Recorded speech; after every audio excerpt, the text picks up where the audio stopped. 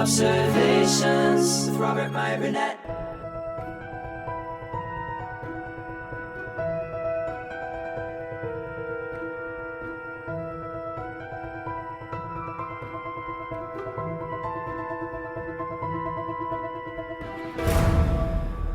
Dennis Chapman is first today.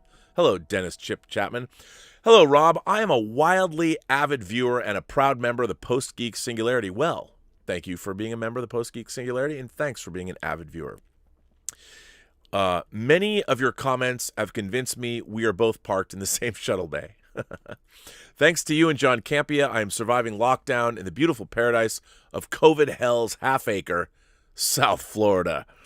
Your passion for all things film, television, and print entertainment, and your sense of wonder for all things fantasy, horror, and science fiction are what set you apart from the usual YouTube chatter. Your innate intelligence, sense of humor, self-deprecating demeanor, drive for personal improvement, and new products, and belief in fair play is what makes you, for me, a destination location of the ultimate verisimilitude. Let me indulge. That's very nice. I did not pay him to write that. And I just want to say thank you. I very much appreciate that. Dennis or Chip, very nice of you to say, so thank you. Let me indulge in some nostalgia from a guy who has really got both legs knee-deep in the grave. Allow me to impart to you my history of verisimilitude. Chin up, Rob. You are younger than you think, brah. I haven't always been a 70-year-old sweaty. A salute to the memory of John Schnepp.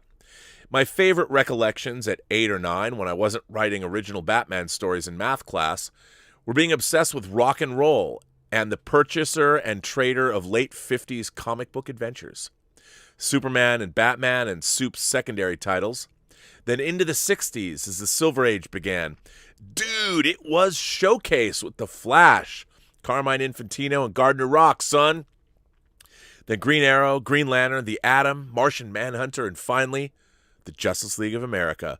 Great sci-fi with cardboard characters, but so what? Imagine my shock when I picked up the early copies of Fantastic Four, one issue of Amazing Fantasy with a cat named Spider-Man, then the veiled racial strife of the mistrusted X-Men, the early Hulk, Tales of Suspense Iron Man, Journey into Mystery Thor, and Tales to Astonish Ant-Man and the Wasp.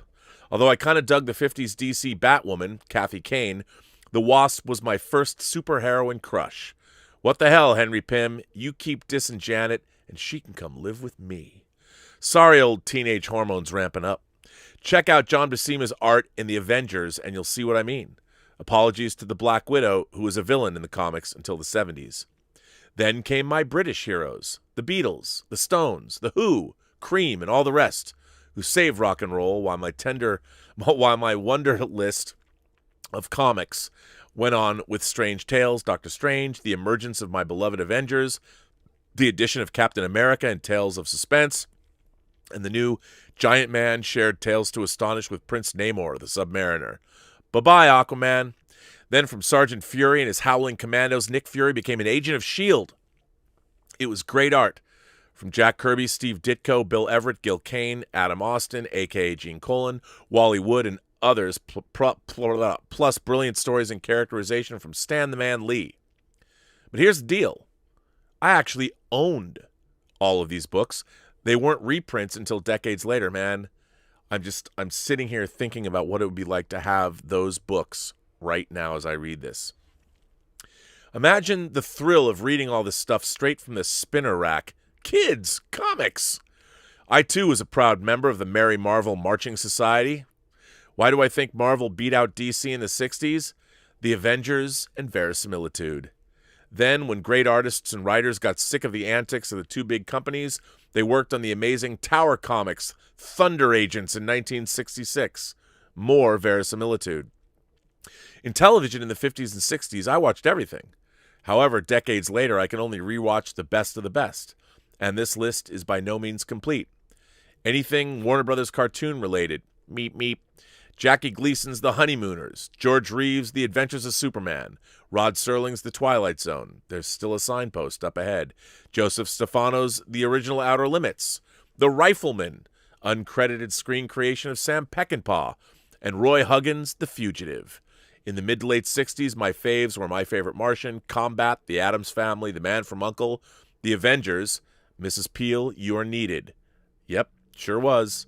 Space 1999, The Prisoner, Dark Shadows, and Patty Duke. Biggest TV crush, guilty pleasure, 2 for 1. My number one for all time from the swinging 60s, Star Trek. I just want to point out Space 1999 was 70s, just saying. Star Trek, the original and still the best. But like you, Rob, the Trek of the new 2020 decade is not mine. No freaking way. What makes all these 1950s and 60s shows so important to me? Verisimilitude. What movies rocked my world in the 50s and 60s? Down the street from the spinner rack in a drugstore in my teenage downtown Orlando was my favorite theater with 50-cent matinees every Saturday. I watched serials in black and whites, classics from the 40s and 50s, including all the Universal Monsters and King Kong. I saw Gone with the Wind, wow, and that piece of crap, The Guns of Navarone. David Niven, shut the hell up and show me the guns already. But I fell in love with the amazing and truly awful sci-fi films of the 50s. God, the list is so long. Here's a few of the best. Invasion of the Body Snatchers, The Day the Earth Stood Still, Them, The Fly, Forbidden Planet, The Thing from Another World, This Island Earth, The Incredible Shrinking Man, War of the Worlds, Earth vs. the Flying Saucers, Godzilla, King of the Monsters, On the Beach, and the Hammer movies. My favorite fantasy film is from the 50s, Darby O'Gill and the Little People. My number one jump scare of all time is that Banshee, and it's a Disney movie. My mainstream favorites from the 50s and 60s include Some Like It Hot, Sunset Boulevard, North by Northwest, The Ten Commandments, Rebel Without a Cause, Ben-Hur, and A Night to Remember. My 60s filmology includes Psycho, The Magnificent Seven, Goldfinger, Dr. Strangelove, Thunderball, Easy Rider, Rosemary's Baby, Who's Afraid of Virginia Woolf, and Cold Blood, A Hard Day's Night, Romeo and Juliet, Mutiny on the Bounty, The Alamo, The Parent Trap, Failsafe, Midnight Cowboy, and Night of the Living Dead. Rob, my favorite horror movie of all time is Romero's Dawn of the Dead. Oh, my man. I would say that like Denzel Washington in Training Day, but I don't think I can do it as well as he could. There's that park shuttlecraft I mentioned. Closing out the 60s, Barefoot in the Park, Yellow Submarine, Easy Rider, 7 Days in May, Lolita, Marnie, Carnival of Souls, Valley of the Dolls, Guilty Pleasure, Patty Duke again with Barbara Perkins and Sharon Tate, The Graduate, Alice's Restaurant, You're a Big Boy Now, On Her Majesty's Secret Service, and Assault on a Queen. A Sinatra actioner written by Rod Serling. Almost all are contenders with verisimilitude. Anyway, you can imagine after growing up firsthand with all that and then experiencing Iron Man and the Avengers for the first time on the big screen, hey, who's that gray-haired fella in the back row with tears running down his face? That would be me. I've been so fucking fortunate to live long enough to see almost everything come to the movie screen that I lived and loved firsthand from the comic books. Yes, sir. Thank you, Kevin Feige, for doing everything marvelous with verisimilitude. Thank you, Christopher Nolan and Zack Snyder, for giving me Batman and Superman with no silly camp, only verisimilitude. I only have one regret. When I was 15, 16, and marrying age in my 20s, where the hell were the hot fangirls that love comics and cosplay and hanging out on YouTube? Damn it, that would have made my young life completely remarkable. I feel the same way. I hope you and Campia realize how lucky you are to be with special, fun-loving ladies like Elizabeth and Anne. Good for you. Because you, my friend, and John Campia embody verisimilitude. One more thing, Rob. I realized we were kindred spirits when somebody recently mentioned General Hospital, and you said something about a character from the show named Felicia. I've been watching since 1980. Great guilty pleasure. No verisimilitude, but so many women, so little time.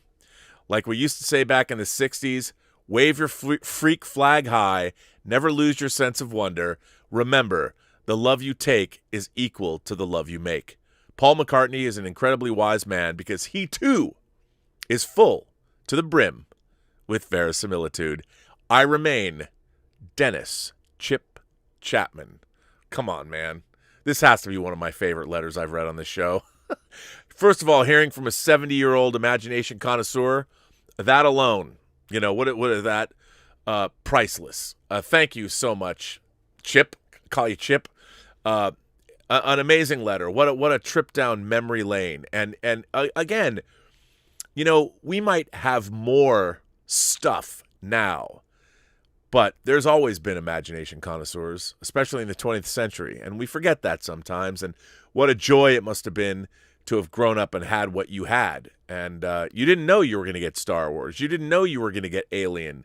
You didn't know you were going to get, well, the Marvel Cinematic Universe. And like you said, you were the guy in the back, the gray-haired man in the back, crying tears of joy. What must, I wonder, as I read this letter, I was talking about on the stream I was on before this, what it was like to see the Avengers for the first time. And, I was sitting next to Derek Hughes and Nikki Griffin, and I'm just like, I can't believe, in my mind, I'm like, I can't believe I couldn't believe it existed. I couldn't believe I was watching an Avengers movie in the theater. I mean, I knew it was coming. I saw the MCU films leading up to it. I've been seeing the Marvel movies, since really Blade, and watching it evolve. But when I seeing the Avengers for the first time, it wasn't like seeing Star Wars, which was completely mind-blowing, but it was still, seeing the Avengers was still the realization, like you pointed out, of this childhood fever dream fantasy that you had while reading comic books. You're like, wouldn't it be cool if? And you never thought it was going to happen. 2012, there it was.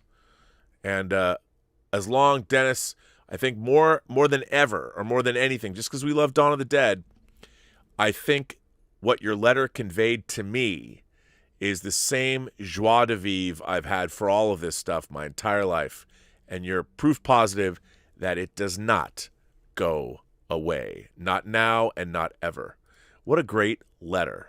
You know what? I'm ending the show. I'm leaving. No, I'm just kidding. But what a great letter. Thanks. I appreciate that. You've brightened my day.